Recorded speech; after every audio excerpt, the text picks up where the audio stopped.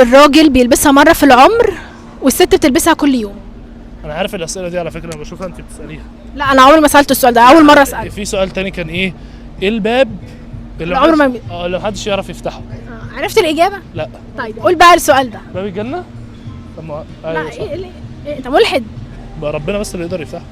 لا انا بقول حاجة ملهاش علاقة بالدين.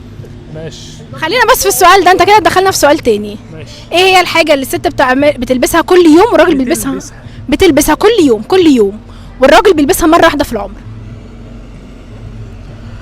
تلبسها كل مره و حاجة انت بتلبسها مرة واحدة في العمر، ماما، اختك، صديقتك، قريبتك، اي بنت في الدنيا كلها بتلبسها مرة واحدة في العمر.